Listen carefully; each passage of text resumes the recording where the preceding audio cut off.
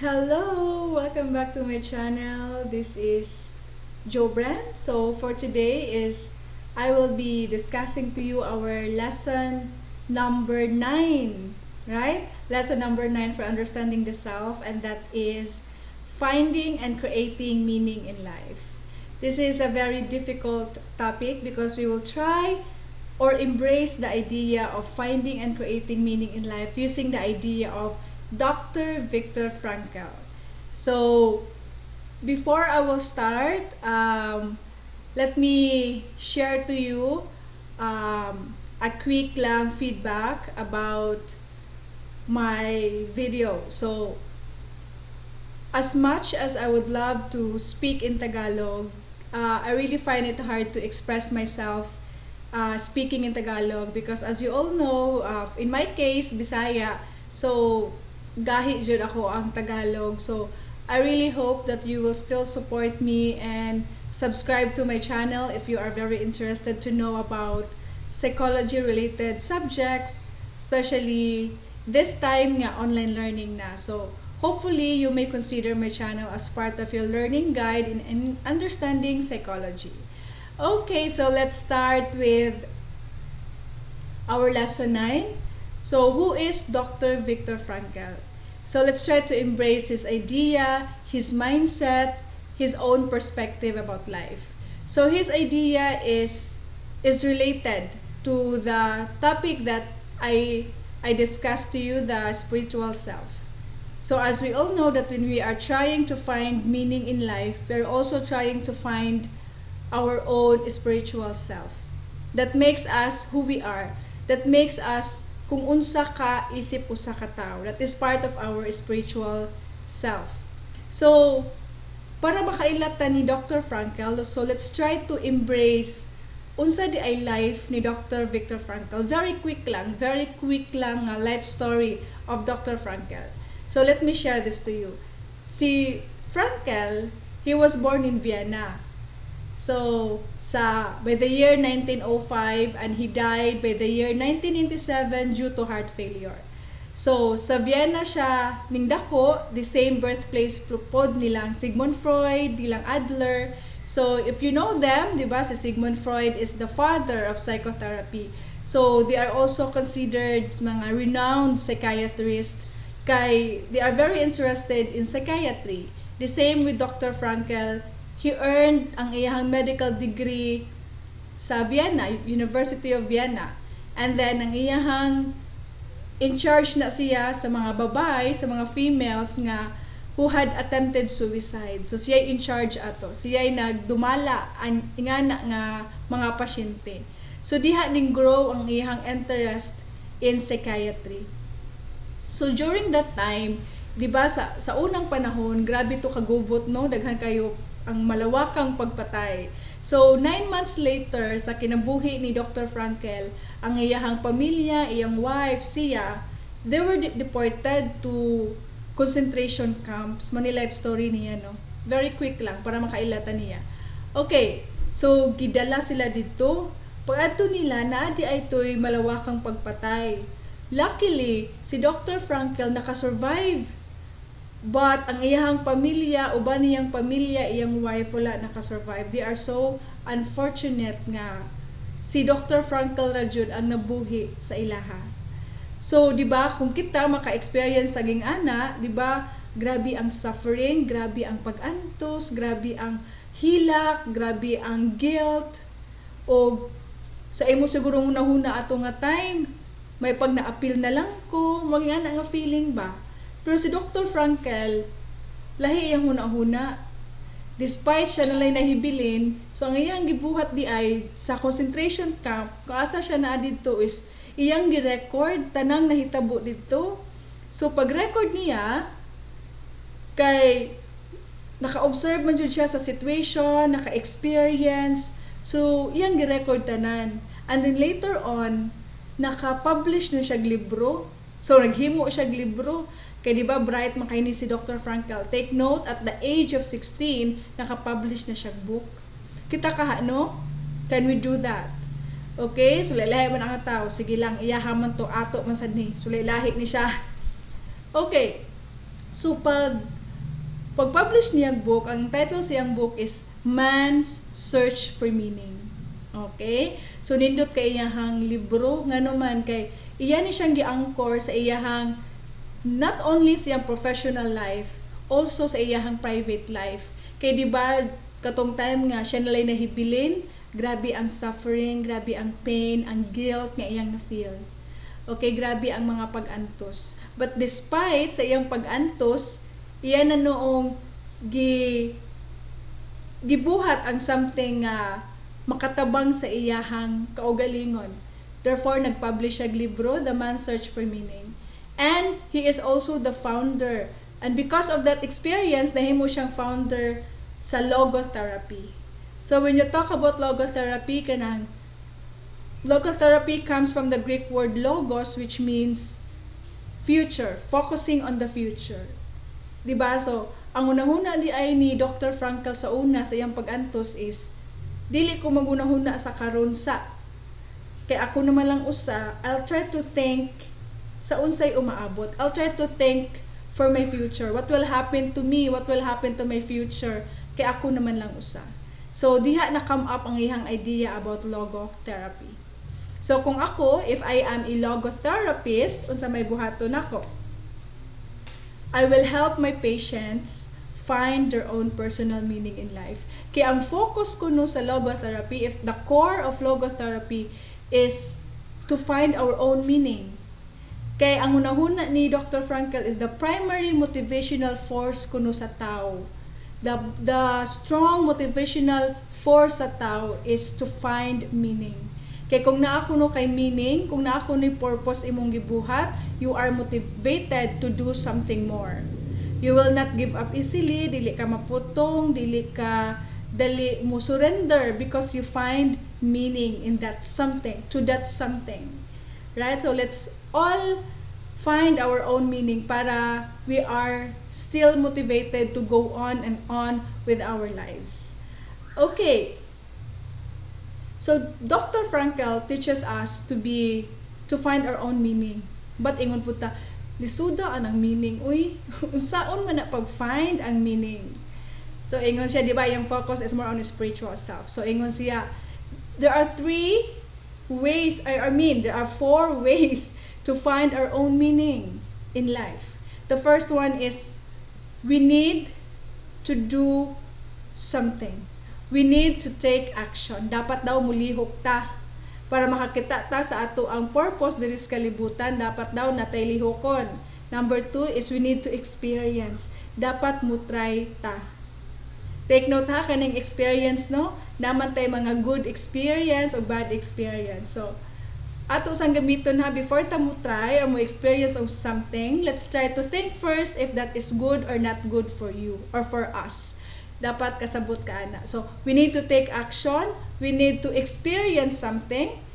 Right? If that is a good experience, go. If that is not a good experience, saying no. Okay? Third is our attitude. So, if we want to find our own meaning, dapat kasabot ka kung unsa jud ka isip usa ka tawo. Di ba, dili sayon ang mulihok na ay mga bashers. Di pod sayon ang mo experience kay basin sayop na nga experience. Pero kung kasabot ka kung unsa ang imuhang batasan, kung unsa imuhang pagdala sa mga butang nga imuhang sa mga pag-antos nga imong naangkon, makakita pad ka og meaning sa imuhang gibuhat. Right? And the fourth one is ang tao kuno na adyo kuno abilidad nga mopili kung unsa iyahang gusto or dili gusto sa iyang kinabuhi. Bisan pa kuno unsa ka strong or unsa ka isog ang mga biological or environmental forces, kana ba mga friends nimo ba nga magsigigalgal sa imuha nga bisan og dili ka pero sige jud sila, they are very strong.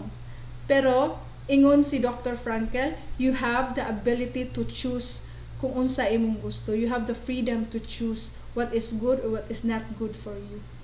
Okay, so it is our responsibility to activate our own meaning in life. Lisod siya, but kinahanglan lang ta mulihok.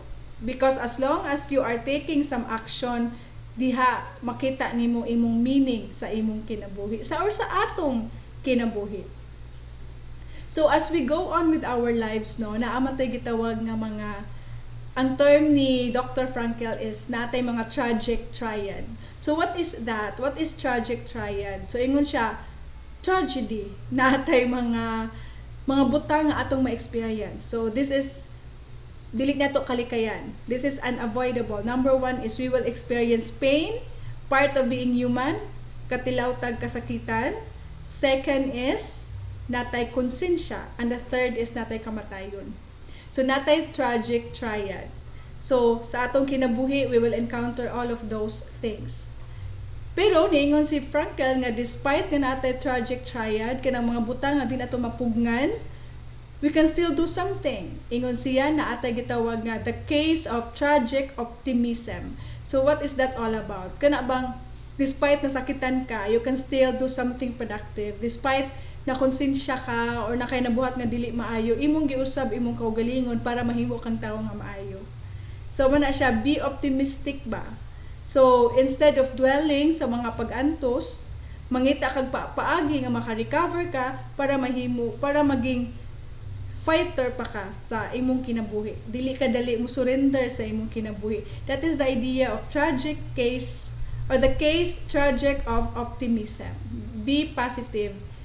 Be open sa kausaban. So manay gusto ni Dr. Frankel, no? He teaches us to live the best way possible sa atong kinabuhi. Okay. So kumingon tag pain, the guilt and the death. Di ba makaingon ka? Unsaon pag-turn sa kasakitan sa kinabuhi into something productive? What do you think? Unsaon nato be? Ang pag-antos daw, kung atong i-turn into being optimistic, we need to turn our suffering into human achievement or accomplishment. Kaya bang nag-antos ka, nasakitan ka, pero nangita kag paagi nga maka-recover ka, nga mahimo na siya nimong success, mahimo na nimong achievement. For example, nag-eskwela ka, walay kwarta imong mama, so nag-working student ka. So pag working student nimo, unsay nabuhat, nakagraduate ka. Therefore, sa imong pag-antos nga nag-working ka, di lali mag-working student, right? Di jud sayon, hilak-hilak pa more. Ingana jud na siya. We are suffering, di ba? We suffer, kinakita nato ato ang meaning, kay ganahan ta mausab atong kinabuhi. We find our meaning. So nag-antos ta. And then later on, pag human og pag-antos, nakagraduate ka, therefore, nakatrabaho ka, therefore, na okay na sad ka. So ang kinabuhi daw ing ana, managiingon nila ba, unsa may gusto nimo? Unsa gusto nimo jubren? Suffer now or suffer later? Ay ako suffer now ko, bahala ko duro. Suffer now, why? Di ko ganahan nga ni katiguwang na ko, di pa ko mag-antos, dapat karon maningkamot sad ko. Although na mga pain, the guilt and the death, di na ko mapugnan na siya, pero at least I am doing something for myself. Okay, so the guilt. 'Di ba ang guilt is maingon na siya konsensya. So naay konsensya ang tao.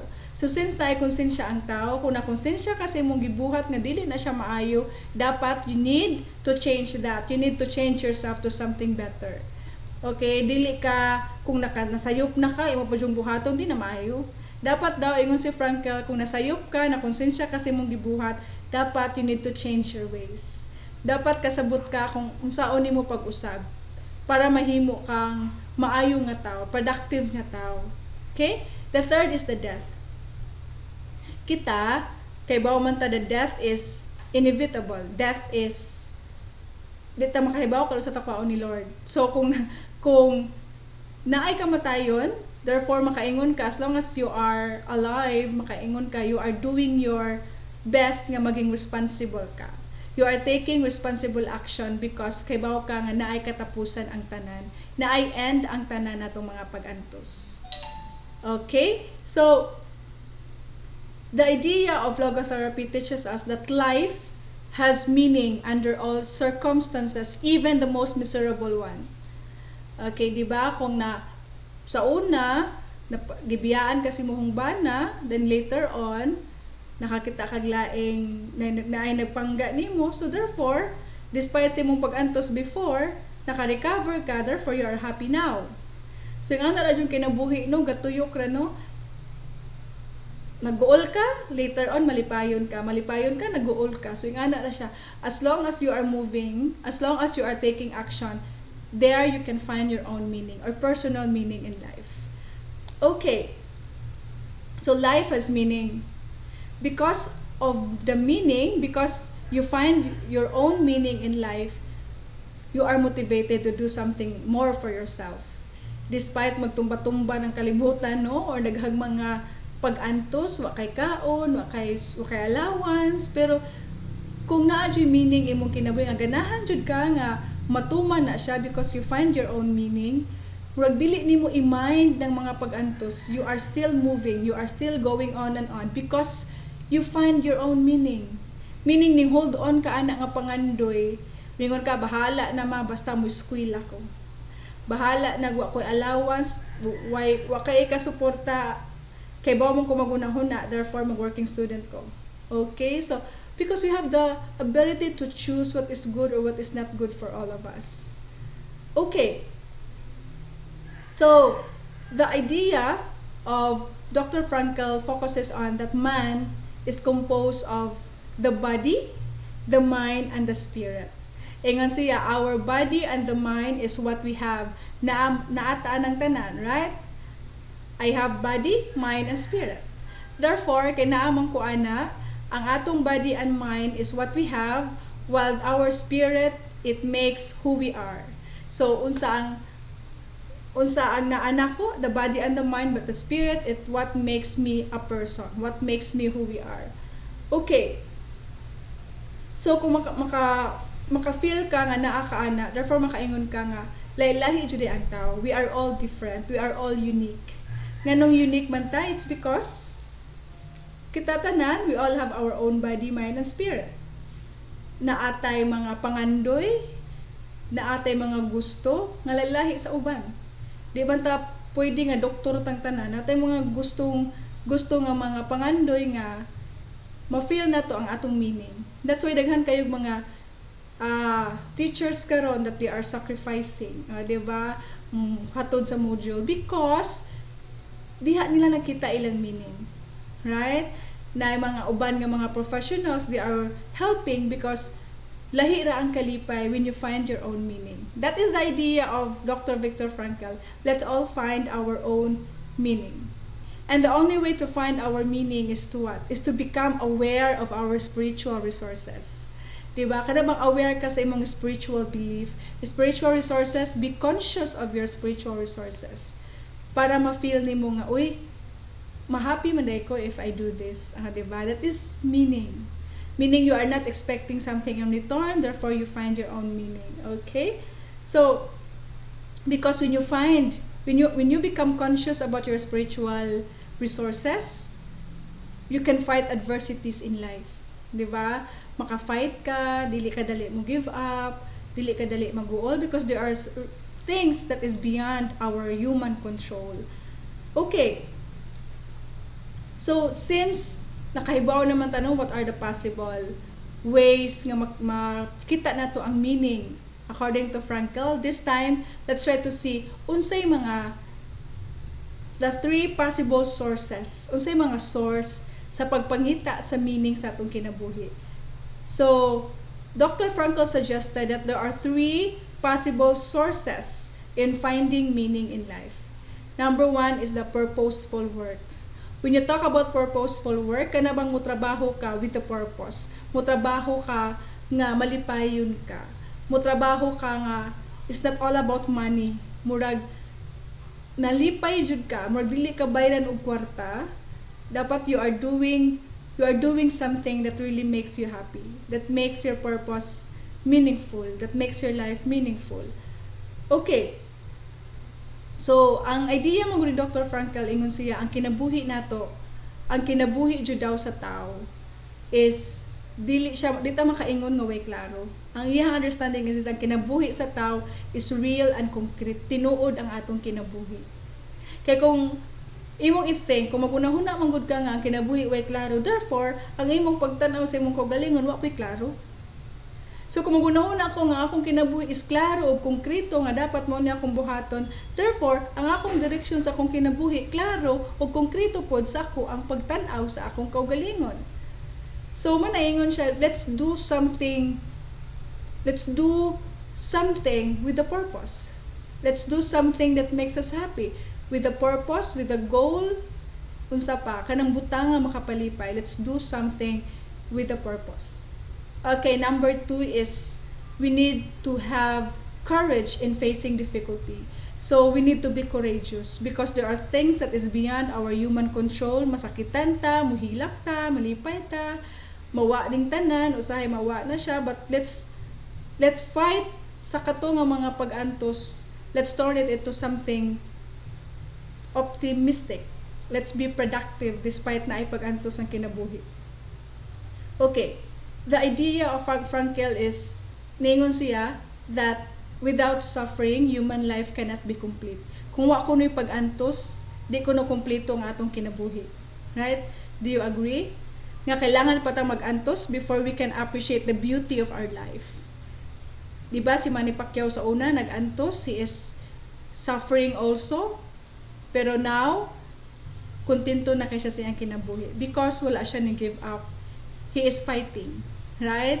Sa iyang kinabuhi, naning kamot siya, iyang gitorn ang iyang pag-antos into something productive, something that is good for him or for his family. Okay, so that's why ang iyang mong idea ni Frankel is life has meaning under all circumstances.